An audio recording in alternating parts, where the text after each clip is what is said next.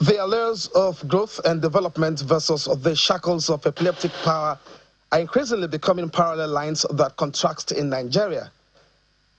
Let the numbers do the talking. For instance, on March 21, 2026, 10 a.m., the total energy available for 230 million, or as many residents that are on public utility, was a mega 2,669 megawatts.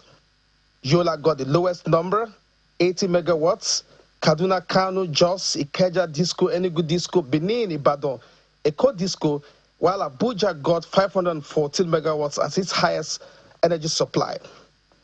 Several intentions in the past and now just only unpacks how much is left undone. The Rural Electrification Agency, though with mandate areas, has been seeking dedicated infrastructure development to clusters through various initiatives. There's an 8-university intervention non-grid power renewable specifically for the learning community.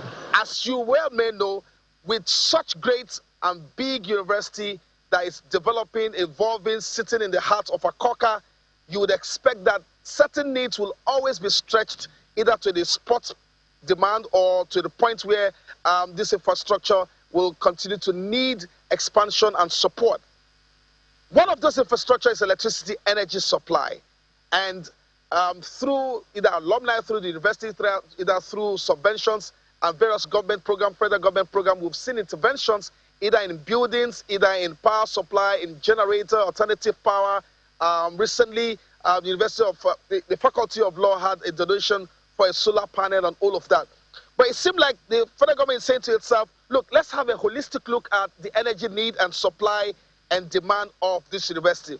And therefore, it has decided under what it calls the Renewed Hope project to bring electricity and energy supply, alternative renewable power supply to about 8 universities, and UNILAG is a beneficiary. But there's something unique. It wants to bring a solar farm here that will amount to about 8 megawatts of electricity, which will supply the energy need, the entire energy need of the University of Lagos.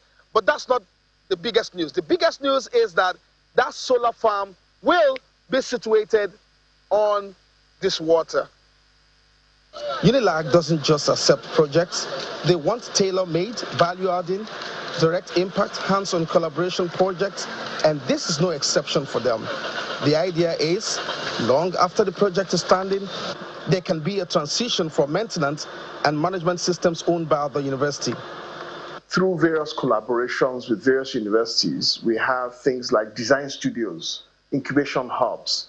The one very active incubation hub is what's called the NIT Hub, which was supported by the NITSDA, which is a government agency that is advancing technology. And so we have an innovation hub that supports industry in devising the gadgets that can improve what they do. It's UNILAG today. Several other universities are in the offing. Many are up and running. But how much that frees up power for grid use may still be abysmal. What we need is a total solution, not half-half. And that was why the idea of floating solar came into being.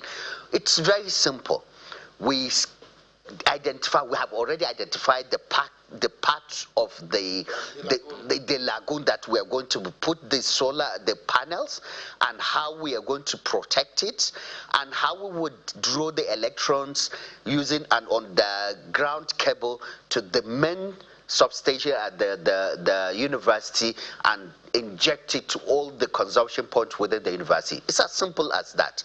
From this presentation, there's a gulf of money still being owed the power value chain stakeholders, just as it continues to impact service delivery. President Bola Tinubu says he's aware of the recent developments. His minister, Mr. Delabu, couldn't help but apologize to Nigerians, asking for more patience. Industry watchers have advised for a further decentralization, spot interventions, and a complete overhaul of the entire sector. Well, while all that subsists, Nigerians have to exercise more patience as advised. Olu Phillips, Channels Television News.